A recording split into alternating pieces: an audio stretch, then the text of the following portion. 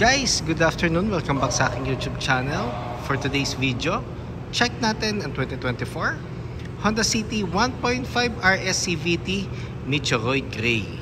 Guys, ito yung top of the line variant ng ating Honda City. Kanyang price is 1,128,000 pesos. So turbo na kayo ngayon sa ating featured unit for today. So guys, yung unit na to, ito nga yung top of the line variant kasi meron tayong lower variants ng ating Honda City, pero ito yung pinaka premium at pinaka sporty na variant. So sa front portion guys, kung nakikita nyo, so nakaano na tayo guys, LED headlights with daytime running lights. So ito yung daytime running lights nya guys. Then yung sa garnish dito sa upper portion, glossy black siya hanggang dun sa kabilang side. Kasi dun sa lower variants, naka-chrome siya. Then, LED fog lamps. RS design front grille. Then, diamond shape naman ang ating lower front bumper with carbon garnish. So, ang naiba dito guys, sa facelift na Honda City, mas sharpen na yung niya, bumpers compared dun sa previous model. Kita ko lang uli ang ating front portion. Then meron na rin siyang resemblance guys dun sa 10th gen na Honda Civic. So almost the same na siya ng look. Then regarding naman sa engine guys, 1.5 CVT or 7-speed automatic, 121 horsepower, 145 Nm of torque, front wheel drive, double overhead cam. So dock na siya guys. So powerful ang engine natin yet fuel efficient. So proven and tested na siya sa mga uphill, then sa fuel efficiency, no problem dyan. So sa category niya guys, siya ang pinaka angat sa segment niya.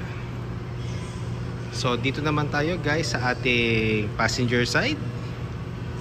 So nakaano tayo guys RS design alloy wheels, then 16-inch kanyang size. Then ventilated disc ang ating front brakes. MacPherson strut naman ang ating suspension sa harap. Ground clearance is 134 mm. Then meron na siyang side skirt to give you the more sportier look sa ating RS variant. Then door integrated side mirrors kasi na siya, yan na ang setup niya ngayon. Hindi na siya nakakabit sa pillars. So ang advantage niyan, iwas blind spot. Then glossy black ang ating cover ng ating side mirror sa upper portion. Then nandito na rin ang kanyang side turning lights. Then body color ang ating door handles guys. So smart entry na nga rin siya. Then nakano tayo guys, drum brake sa ating rear. Then MacPherson strut naman, sorry guys, torsion beam naman ang ating suspension sa likod. Then naka shark fin antenna na tayo across all variants ng ating Honda City. So pakita ko lang yung likod naman guys. So sa back portion naman guys, naka LED tail lights na tayo. Then ang maganda dito guys, yung tail lights mo is na-extend hanggang dito sa sides. Para mas mas malaki tingnan yung tail lights natin. At the same time mas visible tayo sa daan, lalo na paggabi. Then meron tayong glossy black na duck type spoiler para mas maging aerodynamic ang ating sasakyan. New shape na RS design emblem. Then reverse camera.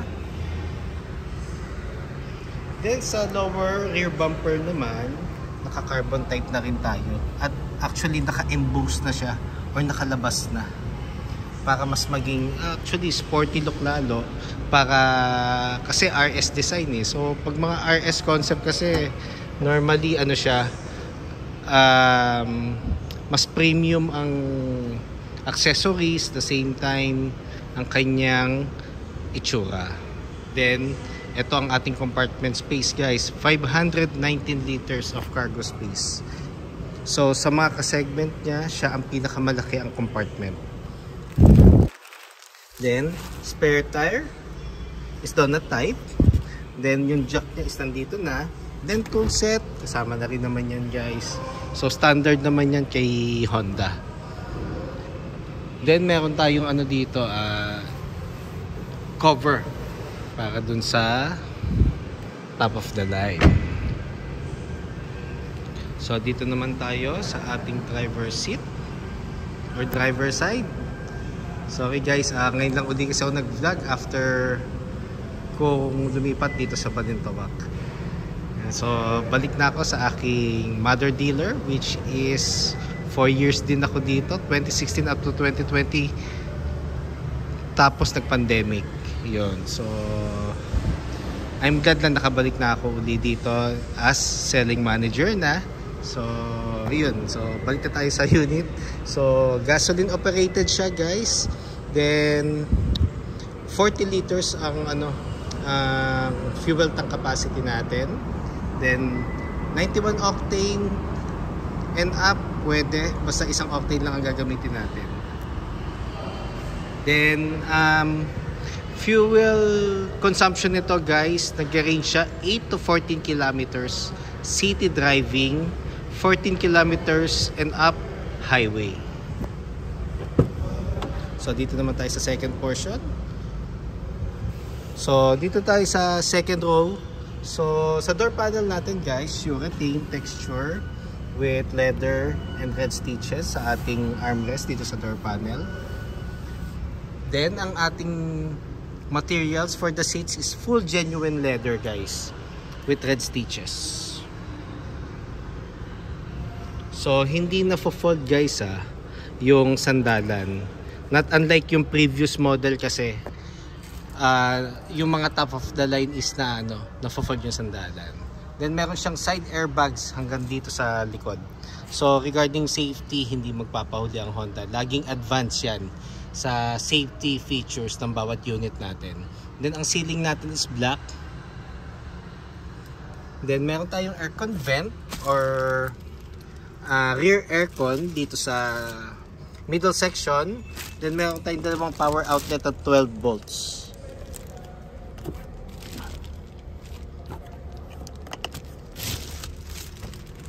Sakay lang ako guys.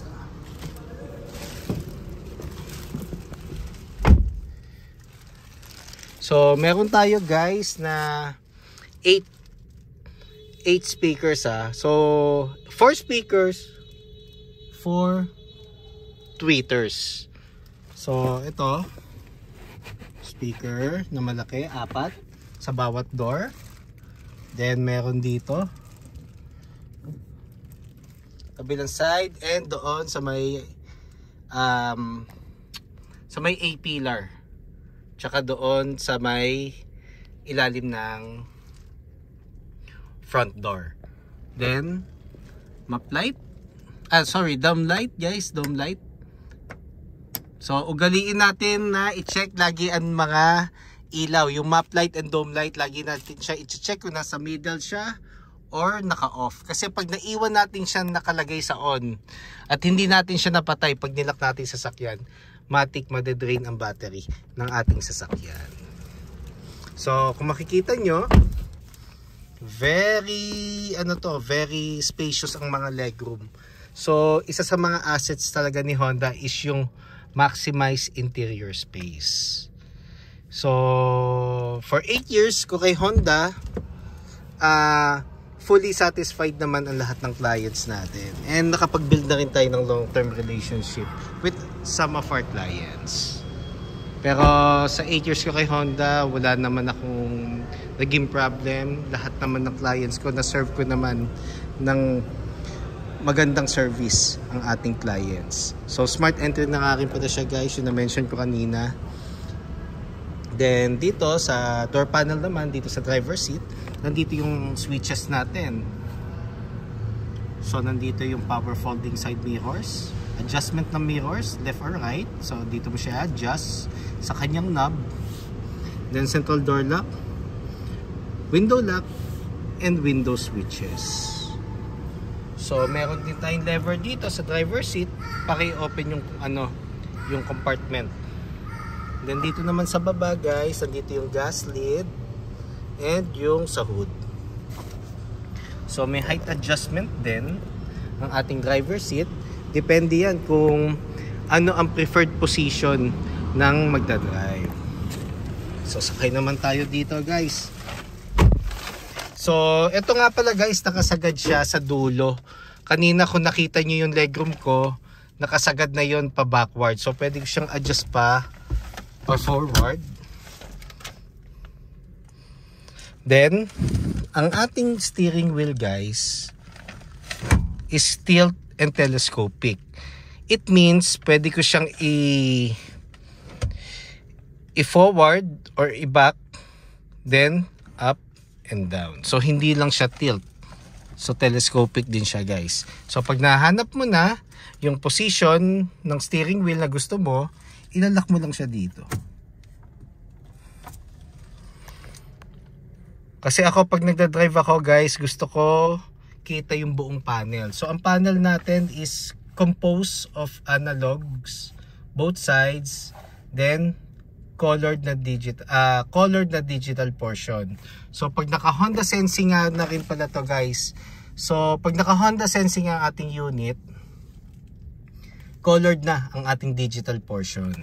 So ang Honda Sensing, additional safety feature siya na it promotes the right driving habit and it's more on assistance lang guys. Hindi tayo pwedeng dumepende sa Honda Sensing. It's more on assistance for safety ng unit owners and promotes the right driving habit. So dito tayo sa steering wheel guys. So covered na siya ng leatherette with red stitches. Then audio control, hands-free telephone assist, Honda Sensing and adaptive cruise control. Then paddle shifters, minus and plus. So 7-speed automatic siya guys. So hanggang 7th gear siya. Then for the wipers and fog lamps and headlights. Then push start button na rin siya guys. So pag i-start natin to, kailangan ang smart key is nasa loob. The same time aapakan natin yung brake before natin i-press yung start para mag-on yung engine. Then meron din siyang feature na remote engine start, which is i-press mo ng twice ang lock unit sa smart key. Then press mo yung circle na arrow. So long press yon. So ang purpose nun, palalamigin niya yung loob ng sasakyan or yung cabin just in case mapark nyo siya sa open space. Then touchscreen audio unit guys. Apple CarPlay and Android Auto ready. Wireless na siya guys ha. Lahat ng city natin is wireless na ang Apple CarPlay and Android Auto. Then aircon buttons natin, ito yung on, nandito na yung thermostat and fan. So hindi ko lang inon yung unit guys kasi may mga clients na pumasok, i-start ko sana pero wag na lang kasi mag-amoy gasolina dito sa showroom. So meron tayong USB ports dito guys, dalawang USB ports, power outlet. So dito natin isasaksak yung dashcam guys just in case na magpapaligay kayo sa labas. Hindi ko siya pinopromote pero basta kailangan plug and play lang para walang ma-void na warranty. Plug and play na dashcam guys. Then ang portion na to is meron tayong 2 cup holders. Tapos itong portion na to pwede rin yung mga siguro cellphone, small wallets. Sa transmission naman natin guys, meron na siyang leather cover then with red stitches. Dito yung kanyang clutch just in case magsishift kayo ng mga park to reverse, park to drive, or park to sports mode. So sports mode, mas intense yung RPM na ibibigay niya sa'yo or dun sa engine, kaya lang expect mo mas magko-consume siya ng gasoline compare sa drive. Pero a friendly reminder guys, kasi ako nagamit ko na yung mga demo units ng Honda, kahit drive lang, kayang-kayang i-comply ng power ng makina yung hinahanap mo just in case ng mga long drive na, yung mga rektahan na. Then icon button, it promotes fuel efficiency. So kung hindi ka nagmamadali, more on chill driving ka lang around the city, on mo to. Pero expect mo hindi niya mabibigay yung speed na gusto mo just in case na apakan mo na madiin yung gas pedal. And yung aircon medyo mas hihina kasi nga it promotes fuel efficiency. Pero overall, pwedeng gamitin ng icon. Lalo na guys, city driving lang city driving. Pero pag highway, pwede mo siyang on pero hindi mo ma-feel yung power ng makina. Kaya mas maganda i-off mo siya. Then dito na tayo sa center. So traditional handbrake. So kung mag-handbrake tayo, yung pinakamataas para walang chance or tendency mag-move ang sasakyan. Then armrest na genuine leather na ang material. So, then console box, dyan natin lalagay yung mga cords, coin pairs pag may mga coins kayo, candies, and ano pa ba, car scents, dyan mo ilalagay guys. Huwag malapit sa aircon, lalo na pag mga oil base, kasi possible yan higupin ng aircon at magbara yan sa tube ng aircon. Kaya kung bibili kayo guys, kung mas preferred yung oil base, lalagay nyo siya guys dito sa console box. Pero ako ang ginagamit ko na ngayon is yung nasa lata na uli, yung traditional na car scent. Then passenger seat, then glove box. So sa glove box guys, dyan natin lalagay yung warranty booklet, owner's manual, ORCR, copy lang guys copy lang. At syempre hindi expired. And just in case meron kayong hard copy ng insurance policy, dyan nyo rin ilalagay. Then visors natin guys, with mirror na siya, naka-plastic lang so hindi ko matanggal. Then airbags niya guys, meron side airbags sa both front seats. Then sa front meron ding airbags, kumbaga wrap around na hanggang doon sa likod. So guys, for today's video yun lang. So connected na nga pala ako guys sa Honda Cars Balintawak. Inuulit ko lang, Honda Cars Balintawak, formerly known as Honda Cars Caloocan. So just in case you have any concerns sa mga discounts, low down payments, parts, service appointments, then test drives, and even bank displays para sa aming bank partners, don't hesitate to call or text 0906-386-8937 or visit me at 598 EDSA East Grace Park, Caloocan City. And syempre, look for me, Ross Oliver Cruz, ang inyong friendly sales manager here at Honda Cars Balintawak. Looking forward to meet you here guys and render my services to you. Kindly subscribe na nga rin pala sa aking YouTube channel para maging updated sa mga susunod na videos, and pa-follow na rin sa aking Facebook page, Honda Cars Balintawak Best Deals by Ross Oliver Cruz, or even sa aking personal FB account, Ross Oliver Cruz. Yun lang guys. Thank you and God bless.